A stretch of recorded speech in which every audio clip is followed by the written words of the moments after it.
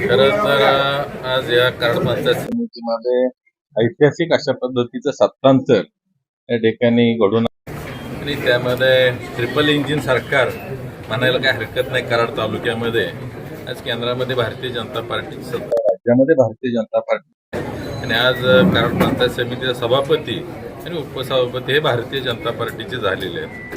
खऱ्या अर्थानं ग्रामीण विकासामध्ये पंचायत समितीचं फार महत्त्व आहे आणि जास्तीत जास्त लोकाभिमुख कारभार होण्याच्या दृष्टिकोनातून आम्ही येणाऱ्या काळामध्ये आमच्या सभापती, पंचायत समितीचे सभापती आणि सर्व सदस्य, जिल्हा परिषद सदस्य यांच्या माध्यमातून जास्तीत जास्त या ठिकाणी लोकांची सेवा कशी करता येईल आणि त्यांना ज्या शासनाच्या योजना आहेत ते तळागाळापर्यंत पोहोचवण्याच्या दृष्टिकोनातून अतिशय ताकदीनं आणि ते सर्व पदाधिकारी प्रयत्न करतील. जनता पार्टीचं एकच धोरण आहे आणि ते विकसित भारत आहे. आणि गेल्या 2 टर्ममध्ये जर तुम्ही पाहिलं की 2 मधल्या वर्षाचा कालावधी सोडला तर महाराष्ट्रामध्ये जो विकास झालेला आहे तो गेल्या 30-40 वर्षामध्ये किंवा 50 वर्षामध्ये झाला नाही, इतका विकास भारतीय जनता पार्टीकडनं झाला आहे. आणि तळागाळापर्यंत सगळ्या गावात हा विकास पोचलेला आहे.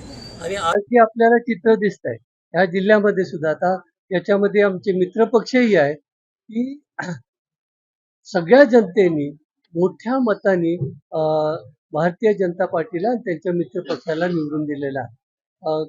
कराड पंचायत समितीमध्ये तर हे पहिल्यांदाच घडतंय की भारतीय जनता पार्टीचा पहिल्यांदा सभापती होतोय. आणि डॉक्टर अतुलचं मी आठवण करून देतो की तो नेहमी म्हणत होता की आपल्याला ह्या वेळेला पंचायत समितीचा सभापती हा भारतीय जनता पार्टीचा झाला पाहिजे. आणि मनोजदादांनी त्या दोघांनी त्यांच्या प्रयत्नानं आज हे आपल्याला घडलेलं दिसतंय. आता ह्या पदाधिकाऱ्यांच्यावर आमची खात्री आहे की ती जबाबदारी हे चांगल्या पद्धतीनं पेलतील आणि कामकाज नेहमीपेक्षा कितीतरी चांगल्या पद्धतीनं करतील असा आमचा विश्वास आहे.